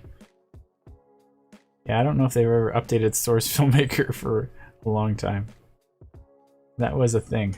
That was pretty popular once upon a time. I mean, you can open the blend file in Blender and then export it as an OBJ. Okay, this is true, but I don't have Blender installed, so I would have to first install Blender and then export it, which I'm actually really interested. I'm not open. I want to import. Downloads. See what happens here. Pumpkin. Is it? It says all files. Imports. Maya does not like. I guess maybe it's probably a plugin or something I have to download. Maya does not want to cooperate with Blender. Sorry, we are at war with Blender. You're not allowed to do that.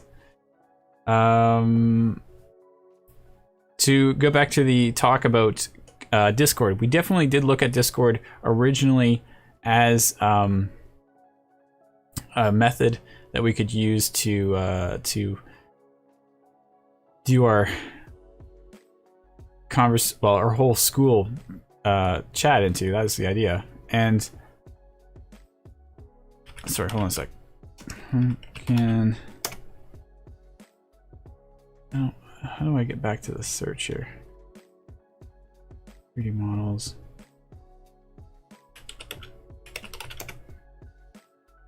Just want to do some browsing here. But we thought about doing Discord, but the problem was that it didn't have a good way to manage channels in a way that fits well with like well, there's two sides to it, but basically Discord gets a little complicated when you start having a lot of channels, and so you'd have to have multiple servers and all this other stuff. The other thing is Slack is becoming, you know, a thing that you use in the inside of a studio or an environment that's a business environment, and so it's a good software to get comfortable with, anyways, from a work perspective, and so it's kind of a nice practice on that front. And then it turns out they have this awesome API thing that you can do and customize stuff, and we've definitely gone deep into that. So there's a whole world there on that front as well that that we're really benefiting from using Slack. So it is a little weird because a lot of people, you know, are like, oh, you're video game development, and then you're not using Discord. That just seems like a missed opportunity. But ooh, there's a good one. What's that made with?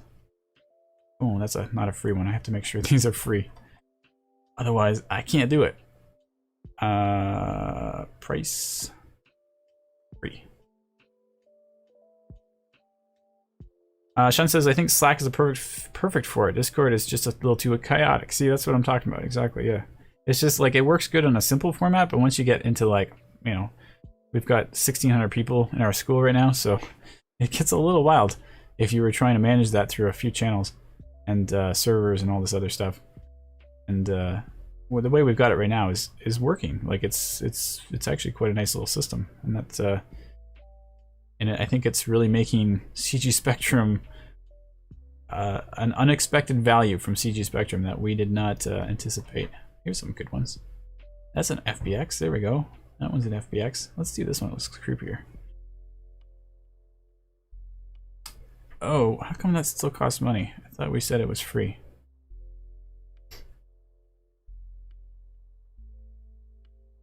It's a trick. Oh, it's on sale.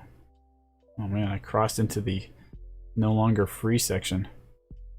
Sneaky.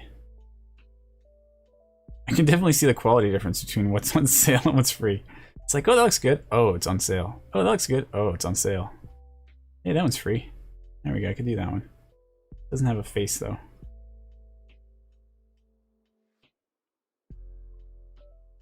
Alright, we're gonna do this one. Maybe we can make a face.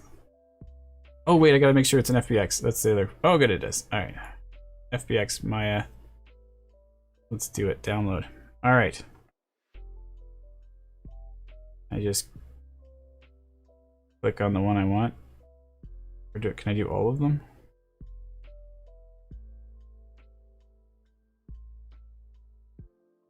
How do I do it? I do all of them individually? Alright, oh, they got an MA file as well. JPEG, JPEG, JPEG. Alright, we're gonna do this. It's gonna work. What else we got here? Flippy Pixel says format filter. Oh, I probably, yeah, that's probably where I could have fixed it. Maybe. Christy Graham says asterisk, asterisk, asterisk. Not sure what I missed there. Maybe. I know. I think I know what it is. Situation relevant. Paul says, I understand stand, but there is many possibilities with Discord, various bots which can be designed to do whatever you want. But that's another rant. Yeah, no, you're right. Bots is a solution. I mean, we technically are doing that kind of concept, but with the Slack API instead of bots. And I didn't really get to look into. Oh, well, I mean, technically Slack has bots, but I really don't utilize it. It's this whole other thing that I'm doing that's not really a bot. Kirsty says, aren't those free in Substance Painter? The meshes? Free in Substance Painter? What? How is that possible?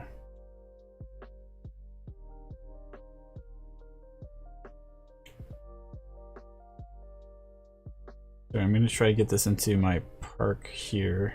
Do I not have a source folder? Alright, we're going to just put it right in here. I'm going to import it directly. I've got the FBX, but I've also got a my file. Make a new, let me just go right into the folder. I don't have a source folder in here. Maybe I should make a source folder. I usually like putting all my raw assets into a source folder. And source folders are kind of what you put like coder files into, the raw code files. But you can also put raw art assets, and that's usually, every studio I've worked at has always had it in a source folder. So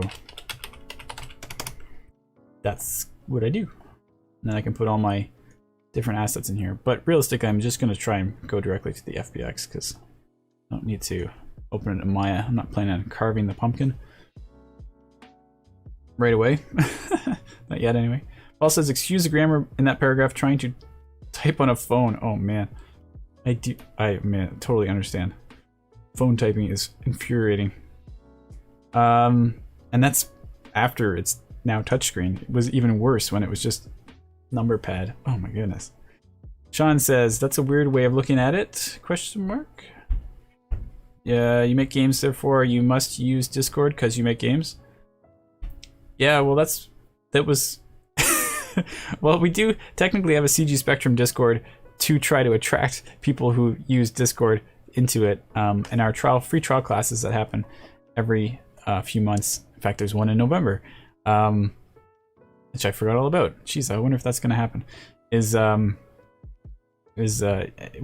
Everybody would get enrolled into our Discord for CG Spectrum, which is monitored a little bit from us, but we really do want all of our students to be using Slack because I think that's where the community is and that's where all the action is happening right now. I use Discord on a daily, and it's for memes and posting stuff. Just isn't the place for professionals. Okay, so I'm glad you're on the same boat as what we ended up deciding 3 years ago. It's like, it's good to see that we're still in the same correct realm, hopefully. Kirsty says, oh, sorry, it's a link. Oh, okay, those asterisks are for a link. Aren't there free assets not in Substance Painter? I didn't know there was free assets in Substance Painter. I knew there's free like smart materials and that kind of thing. But when it comes to like actual meshes, that's news to me. Oh, maybe the asterisk is just the way my restream is converting things. No, it even came in as asterisks in Twitch, so that didn't work out.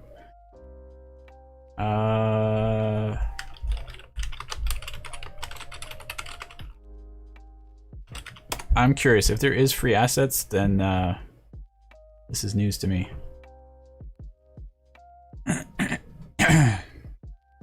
These are materials. Let me minimize that. What does these things look like? Oh, you know what I just realized? Is we could be looking at to see if Quixel has a free pumpkin. No, I didn't even think of that. This could have been a perfect opportunity to show how Quixel works. Could have bridged it in.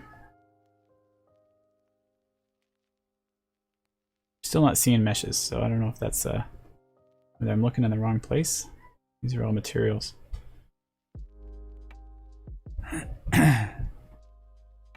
There are new 3D models that are linked to Sketchfab. Oh, Sketchfab in Substance now, but you can download them straight from Substance. Oh, okay.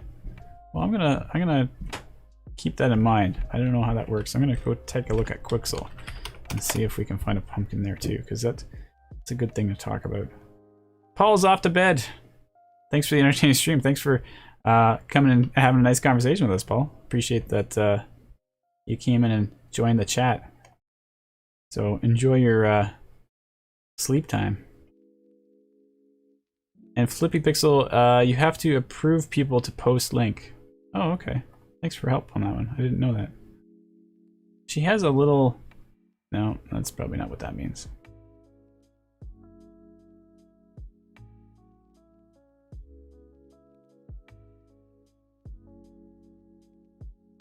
Yeah, I don't know how to do that. I'll add Kirsty as a friend. Don't know how to make it so that she's approved. Ah, security codes. Man, oh man. I just want to find out my Quixel thing to find out if there's a pumpkin in Quixel. That's all I want to know. Even though I've already got a pumpkin. And I've only got like 10 minutes to get this finished. I gotta go do my authentication security thing with Epic Games.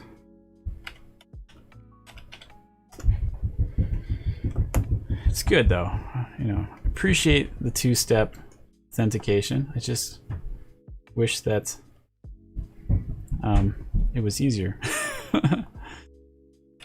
Pumpkin. There, look at all these pumpkins. There's tons of pumpkins.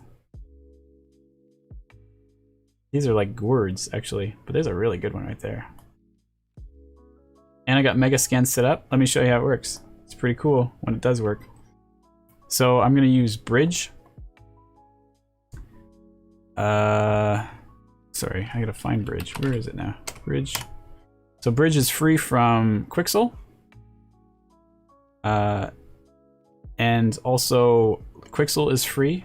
So everything, if you log in using your Unreal login, everything is free.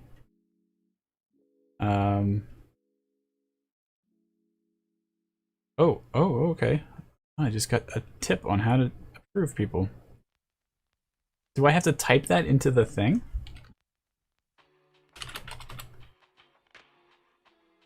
This does not feel like it's gonna work. Is that what I really have to do? Is type this into the thing? I'm all about yeah, no, it doesn't work. So I'm just gonna I'm just gonna ignore the fact that I just wrote that in there. Here's your game. You only timed out for 60 seconds. I was more curious. I'll look into it later how to approve people if I can remember. But let me get back to my Quixel thing here. So Quixel's free if you log in using your Epic sign-in, and everything that you get from it is free. I may have talked about it in the past. Oh my god, I gotta do this again. Sorry, this is so boring.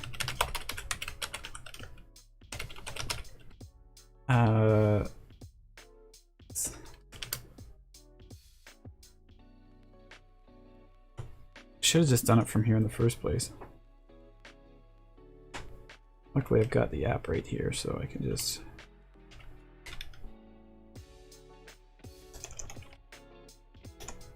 get going right away. All right, and then you search for it inside of the Bridge app, and you click on it, and you click on download, and it will download the FBX and all the assets and stuff. And then you go to exports. Well, you can click on no, you can't. Wow, it did it for me. I was supposed to show you how it works. Export settings. So jump the gun here. Look, it's importing in Unreal. Isn't this awesome? It basically, when you got the plugin installed into Unreal, it will transfer these assets into Unreal for you, and it'll make sure all your wiring is set up correctly. Flippy Pixel hat does work, but think you can click on the name as well. Oh, it does work. All right. Well, I mean, maybe I did something. Stream elements. Oh, okay. Stream elements just did write something. That's awesome. I get it now. You will not get timed out for the next 60 seconds. You know, I didn't even catch on to that. I just thought somebody wrote that. Clearly, I pay attention when I read things. All right. Anyway, so here's our pumpkin. It came in that fast. Now we have a pumpkin asset. Wow, it's super tiny though. Or maybe that's the right size for pumpkins. I don't know. Maybe that's actually legit size. It seems so tiny. Maybe it's just a tiny pumpkin. So these are mega scans. So they're actually real world scanned items that have been manipulated to use. I'm gonna definitely scale this up eventually to work and be compatible with game engines. So it's got good poly count, plus it's got like I really got to take a closer look at this pumpkin here first before I claim how awesome it is. Oh yeah, that's coming in. And it uses LODs. It has a nice wiring of materials. You see, if I open up the materials, it's actually a material instance, which means I can go in here and make manipulation changes to it because it's using all the parenting wiring, which has been carefully set up from the default parent material. So this is different than if I just import a FBX. If I just import an FBX, I have to do all the material wiring up by myself. But because I imported it using the bridge, it's set up all the normal maps properly and everything to the best of that you can to make it look like what it was, what it looked like in the picture. So there's our pumpkin. Now that's a pumpkin, says Sean. Let me see if I can slow this camera down. I'm having a lot of trouble navigating around here. Got 5 minutes. I don't really know where I'm going to put this pumpkin. I was thinking for a second there that I should put it on the table where the camera is. Let me just double check what that might look like. Might be too close to the camera to make that work. Wow, where is this pumpkin right now? Is it super far away? Oh, here it is. I've gone too far. It's one huge pumpkin compared to what it was originally. 3 times its size. And then it's gonna need some kind of lighting or something because it's gonna be like... It's gonna be too big. Maybe we'll put it back to its original size. Just a little pumpkin. Turn off the grid snapping. It's almost there. It's just gonna be weird. It's gonna be this giant thing that's in your shot.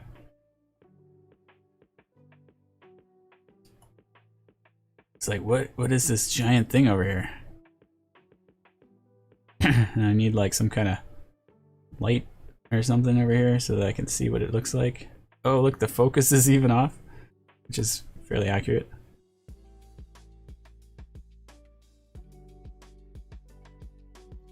All right, we're gonna put a big pumpkin on the floor, I guess. We'll just put it over here. Make it 10 times the size.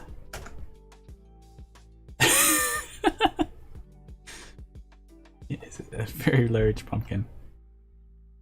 There, see, when you hit end, it's really handy. You hit the end button, snaps it right to the ground. You don't have to worry about whether you've gone too far down or not.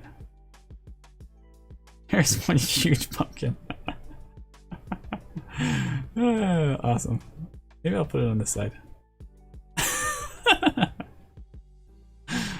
Is that scary? Is this a scary thing? Or is it ridiculous? I don't really know what I'm going to do with this pumpkin. It's either going to be too far away and you can't see it, or it's going to be too close and it's too blurry out. So I would have to like, maybe I could bring a table over here, but these are tables that are all part of the whole system. So this is going to take more than 3 minutes, unfortunately. I spent too long searching for pumpkins. Residential tables. I actually want to look at meshes, props. These are the props from the park asset here. Should be able to find these tables. There's the lawn chairs. There's the tables. Which ones are these? These ones. So disconnect myself from the camera for a second here. It might be smarter if I put it like on a, I don't know, some sort of pedestal instead of a table. It looks a little more professional, but I'll make it much smaller.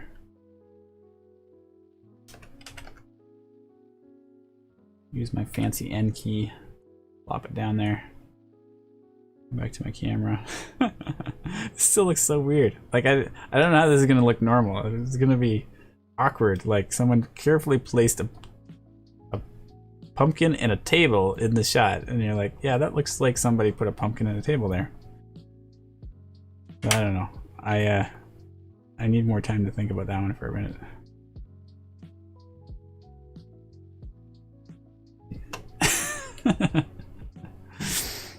And there is a thought of like, well, can you make it so that the pumpkin is glowing with like a jack-o'-lantern face? And you know, if I had one that did properly have a jack-o'-lantern face, we could put a light source in it and really look at like how to do subsurface scattering with it and stuff, and then that would kind of work out. But yeah, this is just not going to make sense in this case. And I have a new light source right here. Oh, hey, Sarah's here. Hey, Sarah. Watch until I have my class. Well, we're almost done because your time zone is switched drastically Well, not, yeah, next week it'll even be more drastic. So you're at the end of our stream this time instead of having to get interrupted halfway through. What did I do with this light? I hit G. Next week, Eastern time, which is what this is all based on, we'll be doing our time shift. So for Australia, it will be 2 hours offset as per usual. So you'll have to actually show up a little bit earlier if you want to catch the stream. And our streams are associated to Eastern time, so they oh, maybe that's why we missed the that's why Tyler James maybe wasn't or maybe, I don't know, that would have been weird. Maybe that's why somebody showed up to it and it wasn't there. Maybe that happened later. Because I know Tyler actually really likes to follow the UTC, so maybe that's I'll have to talk. I'll talk to Jeremy, see what everybody's doing. Maybe everybody's switching using UTC. And if it is UTC, then technically my stream will be an hour later. Flippy Pixel, we didn't get a CG art stream, so you owe us 2 hours now. Exactly. I gotta make up for Tyler. Oh man, alright, another 2 hours. Let's go, guys. Actually, that's gonna interrupt some of my meetings and stuff, so I can't even do that if I had to. Alright, so there's our pumpkin. There's our scene. We could put in a zombie for fun. Oh, we do have a zombie crawl in here. Let's put our zombie crawl in here. We'll just play through it. See what it looks like at the nighttime here. Zombie. Ooh, it looks cool with the shadows and stuff. That highlight there. Very nice. And then the zombie disappears. So that's not too bad. I like the street lamp approach. I definitely think we needed maybe a light bulb in there to make it look like there's actual, like, a light source coming from there. But it looks nice. And yeah, the fog and everything feels pretty good. I think I still have a light in the middle of my scene here that's glowing. It's creating this unnatural glow effect in the middle of my scene. But I don't know, I'm kind of down with that. It's changing the variation. That's where my head would be anyways. Alright guys, I better wrap it up. I have hit my hour here, and I do have something that actually looks fairly natural, relatively speaking. And oh, and we even have some audio. I don't know if my desktop audio here. If you listen to the audio, you get some nice ambience. Oh, let me click on it here. Ambience of the water rustling from the side. It's a nice feature as well. And so I'm gonna Alt F4 out of that. So thanks for watching, everybody. I appreciate that everybody's having a nice chat today with me. It was really a lot of fun, and answered some good questions. So thanks for everybody for being here, and I'll see you guys again next week. Take care, everybody.